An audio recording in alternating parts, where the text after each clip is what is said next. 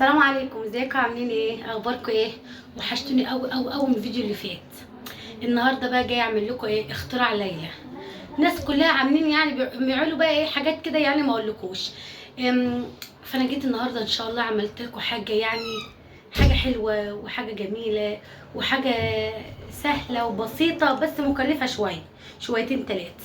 بس يعني انا كنت جايبه المقادير بتاعتها، يعني كل مثلا فتره اجيب حاجه في حاجه لغايه ما جمعت المقادير بتاعتها، قلت ما اعملها للعيال. انا عامله لهم النهارده كيكه التريتليتشا. صح، التريليتشا. الاشطوط. لا، كيكه التريليتشا. كيكه التريليتشا اللي هي الكيكه التركيه، اللي هي كيكه الحليب. بس بقى انا ايه، بس انا اللي مخترعه حاجات فيها كتير. يعني بقى ناس مسمينها اشطوطه، ولسه في حاجه كمان اسمها اشطوزه. دي حاجة تانية دي غير. زي ايه؟ لا، مش زيها خالص. ايه يعني فيها ايه؟ مش زيها خالص اصلا. يعني مش بكيك؟ لا. امال ببسكوت؟ اه. طيب اخترعوا. المهم هبقى عاملين اجربها جربها يا طول اختي. اليوم بقى في شارع بسبب. اه. المهم قلت ايه، والله العظيم فاكرين لما انا كنت قلت، لما جانا كانت جايبه الاشطوطه بقالها كتير قد ايه، يجي 4 شهور من قبل العيد الكبير. وانا كنت جايبه لهم الكريمه والدقيق الاسبونج عشان اعمل لهم الايه، الكيكه دي كيكه التريتشا. بس انا عاملاها بدقيق الاسبونج، بس خطيره. بصوا، حط لايك على الفيديو واتفرجوا على الفيديو للاخر. تعالوا اقول لكم بقى الكيكه الروعه الجميله الحلوه الجميله قوي. تعالوا اقول لكم عامله ازاي. شايفين؟ يا سلام سلم، يا سلام سلم، كيكة ليلى بتتكلم. شايفين الجمال؟ وطي يا لوجي. شايفين؟ والله شايفين يا لولو؟ تعالوا. في ناس بقى بيعملوها بالكراميل، بصوا، وناس بيعملوها بحاجات كتير قوي. انا عاملاها رائعه دي، انا عاملاها بجيلي، والله العظيم رائعه. يا سلام. جالنا الحمامة. بصوا بوريهم الحمامة يا جنى. بصوا الحمامة، لقينا حمامة داخلة عندنا من البلكونة، مش عارفة حمامة مين دي. هتوقع البتاع ده وتكسرها. خليكي واقفة كده، اوعي تتحركي. لوجي خفت منها ودخلت الحمام. بصوا، تطلعش حاجة فاخر من الآخر، حاجة روعة. بصوا ما اقولكمش. شايفين يا اختي على اختراعاتك يا اختي وجمالك يا اختي. نفسنا ندوق بقى يا بنتي يا لول. هدوقك ان شاء الله، هدوقكم في درع المليون، عشان في درع 100,000. عشان انا عارفه مفيش درع 100,000 ولا حاجه، فقلت اما ادوقكم عشان انا عارفه ان مش هيبقى في حاجه. تعالى. رحت ضبيت الحمام. مش كده. يعني لو عندي 100,000 مشترك هعمل لكم كيكه التريتليتشي وايه لحظه واحده يا حبيبتي، لحظه واحده. وافرحها عليكم كلكم، على المتابعين كلهم. تعالوا ندوق.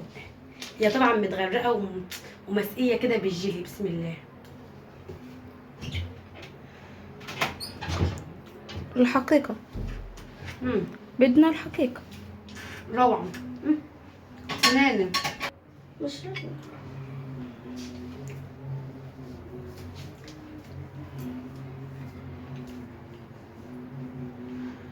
ما دقتش بس. ادوقك يا حبيبتي. دوقيني يما. ادوقك يا بس عنو. حطيلي في حتة مانجا. مانجا، حلة مانجا. سنانكم سعداكم. كلهم. رائعة. حلوة يا جماعة. بتاع المحل احسن. بتاع المحل أحسن. بتاع المحل أحسن من دي. هو ربنا بيحلل بتاع بره عشان تبقى ايه الناس يشتروها. نظر معاكي يا ماما. انا قلت حاجة يا بنتي؟ نفاتك جميل. انا بقول لك حاجه، بقول لك ربنا بيحلل بتاع بره. اي حد فاتح محل بره ربنا بيحلل له حاجته عشان الناس تروح تشتري منه. بس اللي احنا بنعملها في البيت انضف واحلى وتبقى اطعم كمان. بس هو ده ربنا اللي عامل كده يعني، فاهمين؟ طعمها روعه روعه روعه جامد جميل بصراحه. يلا ادخلوا اتفرجوا على الفيديو وقولوا رايكم في الجمال ده. نقول لكم بقى انه على المقادير بتاعه الاسبونج. طبعا الكيكه التريشريتلي دي ولا تريشريتلي تريشريتيا. دي بتتعمل من كيك اللي هو الايه الاسفنج، اللي هو بتفصل البياض عن الايه، عن الصفار. فقلت لسه اوجع دماغ واقعد افصل ومش عارف ايه، لا انا اجيب نص كيلو دقيق سبونش من بتاع الترط اللي احنا بنعملهم بتاع الترط والجاتوهات، هجيبه وما بيحتاجش اي حاجه، بيحتاج 5 بيضات ونص كوبايه ميه وايه وشويه فانيليا او شويه خل عشان الزفاره بس. بحط نص كيلو دقيق في المضرب، عليهم نص كوبايه الميه على ال5 بيضات وشويه الخل، وخليها تنضرب من 10 دقايق لغايه 13 دقيقه كده، لغايه بصوا لما يبقى القوام بصي تقيل جدا جدا جدا. ماشي ماشي. دي اسهل طريقه لعمل الكيكه اللي هي الحليب او الكيكه التركيه او القشطوطه اللي انتوا عايزين تسموها سموها يعني. هضربها بقى كده لمده ايه بالظبط 10 دقايق. انا اصلا يعني في الايه، في الطبيعي بتاعي بدهن الصينيه اللي انا بعمل فيها اللي هو الاسبونش ده، بعملها بورق، بحط في القعر الصينيه ورق. فانا طبعا كده عشان انا كده بقلبها اصلا كده من الايه، من الصينيه، وبشتغل عليها على القعده. فديت كده ماشي ايه، مش هشتغل عليها على القعده ولا حاجه، انا هشتغل عليها في نفس الصينيه. شايفين البتاع عامل ازاي؟ شايفين القوام بتاعها عامل ازاي؟ هو ده القوام بتاع الاسبونش الجاهز. دهنتها سمنه، عشان كده هحط ورق بقى، احط ورق تحت واجي اقلبها ازاي بقى، هقوم قلبها واشيل ورق واحطها تاني. لا قلت خلاص هي كده انا عارفه مش تلزق يعني، دهنتها سمنه وخلاص. وبسم الله ما شاء الله، انتوا كنتوا شايفينها في اول الفيديو ما كانتش لازقه ولا حاجه. شايفين تقيله ازاي، بتنزل بالعافيه ازاي. انا طبعا بقى فصلت الكاميرا عشان ما كانش حد بيصورني، وقمت انا رايحه ايه منزلاها كلها ومسوياها وخبطها خبطتين عشان اطلع الهواء اللي فيها بس، وحطها في الفرن على درجة حرارة 180. خدت بالظبط نص ساعة. النص كيلو اسبونج بياخد نص ساعة، الكيلو بياخد ساعة. بظبطها اهو، شايفينها ظبطنا، انا ظبطها 190 اهو، وقعدتها في الفرن في الرف اللي في النص بس يا بنتي يا لولو. قال خلاص ما شاء الله ما شاء الله، الله اكبر الله اكبر، الكيكه سفنج قسما بالله. خلاص ما شاء الله. ما اختبرتهاش، انا ببقى عارفه الكيك بيستوي ازاي، بتك عليه كده، لو عمل بصمات بايدي يبقى لسه ما استواش، لكن لو ما عملش ما بتبصمش يعني، وحاساها ايه جامده تحت ايدي كده خلاص يعني. انا ببقى فاهمه والله وعارفه في الكيك عامل ازاي يعني، من غير ما ايه ما اختبره ولا حاجه. ايه اللي حطيت الورق ده عليه وهو سخن كده، عشان الورق ده ما تخافوش، ما تقولوش بقى ده في حبر هيطبح في الكيك ولا حاجه ابدا. الورق ده اللي بحطه في القعر بتاع الكيك لما اجي اعمل اصلا إيه تورت ولا حاجه. ده في السخونيه هتقوم رايحه ماسكه في الورق، وهتقوم رايحه شايله الوش بدل ما انت تقشر الوش. انا طبعا سبتها كده ومشيت، ما اتكتش عليه ولا اي حاجه، وحطيت عليه صينيه، اي صينيه كده، لقيت الهوا ما شاء الله دخل وما شالش اي حاجه. انا قشرتها بايدي يعني، لازم نقشر الوش بتاع الكيك ده بالذات، بتاع الاسبونش الجاهز ده. ليه يا ليلى؟ عشان خاطر بيبقى ريحته زفر جدا، بيجيب الزفره كلها بتاعه البيض وبتاعه بتاعه البيض في الوش ده. وغير كده وكده تحسي ان الوش ده بيبقى معجن، ما يبقاش كده تحسي ان يعني زي الكيك العادي، عشان الكيك العادي بيبقى فيه مثلا لبن وبيبقى فيه زيت، فالوش بيبقى عادي يعني. شايفين اهو، انا عملت كده بايدي وقمت رايحه مقشره بيها بقلب بالسكين، وقشرت الوش ورميته. عملت ايه بقى؟ جبت كوبايه كبيره لبن، وقمت رايحه ماسكاه ايه بعد ما قشرت الوش، كوبايه كبيره لبن وعليها 3 معالق سكر كده، وقلبتهم عشان اسقي بيه الكيك.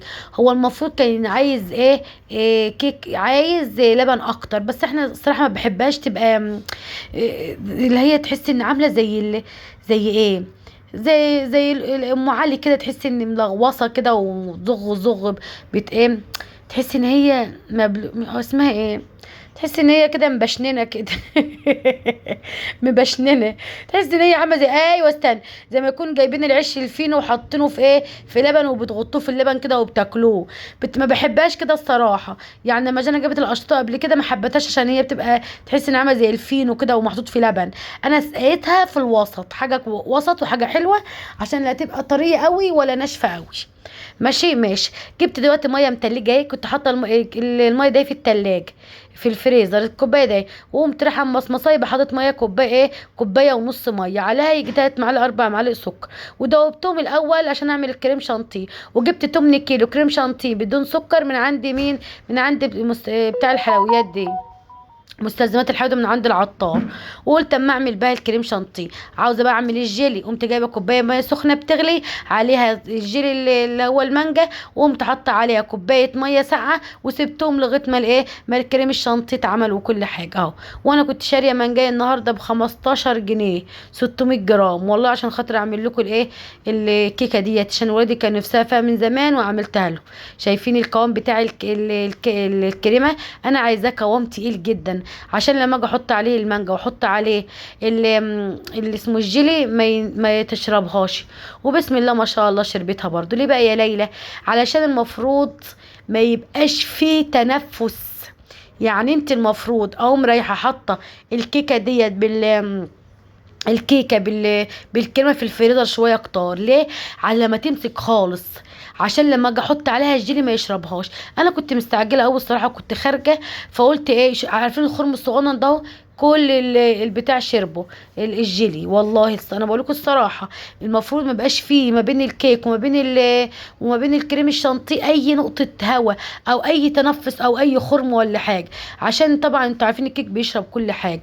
ولكن الكريمه بتعمل ايه؟ عازل ما بين الكيك وما بين الايه الجيلي او اي حاجه اللي انتوا عاملينه. يعني حطيت كده يعني الايه، قعدت فرقت كده المانجا كده يعني بصوا ما اقولكوش يعني بدرجه لا تتخيلوها، عشان خاطر تملى الصينيه. وانا كنت مفكراها ما شاء الله تعمل ايه، ده انت كانت عايزه يجي 2 كيلو.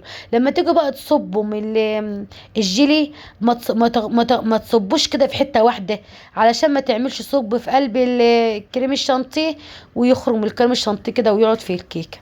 انا طبعا مني كان في خرام في الجنب كده، شربت الايه الجيلي. انا بقول لكم الحقيقه. ولو مش عايزينها تشرب الجيلي برضو سقعوها قوي، سقعوا في الفريزر اللي اسمها ديت اسمها ايه الكيكه ديت، سقعوها في الفريزر قوي وجيبوها، وبعدين ايه بعد ما الساعه خلصت تقوموا حاطين عليها الايه الجيلي. انا طبعا حطيتها في الفريزر يجي ساعتين ولا حاجه، على ما كيت بسم الله ما شاء الله ما لقيتش ولا نقطه جيلي. الخرم اللي هناك ابن الكلب الوسخ ده الخرم ابن الكلب الوسخ شرب البتاع كلها يا ولاد. شرب الخرم ده منك اللي هتصطفل يا بعيد. نزل كل الجيلي وما لقيتش فيه ولا اي حاجه. قلت لا يا بنتي يا ليل، كان عندي شويه مكسرات من اللي حمده جايباهم لي بقالها يجي 4 5 شهور، وكانوا حبه صغيرين خالص، فستق على كاجو على بندق على حاجات من ديت. وقلت اما اعمل بها ايه، كنت عينهم والله العظيم حبه صغيرين كده اهو. وده كان لوز اللي هو اللوز اللي بتحط على الكبسه والحاجات دي. قمت رايحه مكسراهم مع بعض وعامله ومحمصه اللوز وكسرتهم، قلت بقى تبقى شكلها جميل، فقمت حطاها بقت شكلها جميل ازاي والله العظيم، وطعمها جميل جدا جدا جدا. تسلم ايدك يا لولا. متنسوش تحطوا اللايك على الفيديو، واشكركم واشوفكم على الف خير يا ولاد. اوعوا تنسوا تحطوا اللايك على الفيديو يا ولاد، وتشوفوا الجمال والحلاوه والشياكه والاناقه دي. فنانه ورئيسه قسم يا بنتي يا ليلى. شايفين والله شايفين يا اختي. لو وصلت لغايه هنا يا ولاد قولي تسلم ايدك يا ليلى. ايوه يلا في رعاية الله، اشوفكم على الف خير. كلي يا بت وانبسطي، كلي الحاجات الحلوه دي يا بت. الله، كنت عايزه اقول لكم على حاجه ولا كده يا ولاد؟ في اي استفسار؟ لو في اي استفسار اكتبوا لي في الكومنتات وانا اقول لكم اللي انتوا عايزينه كله. يلا في رعاية الله، اشوفكم على الف خير، مع السلامه.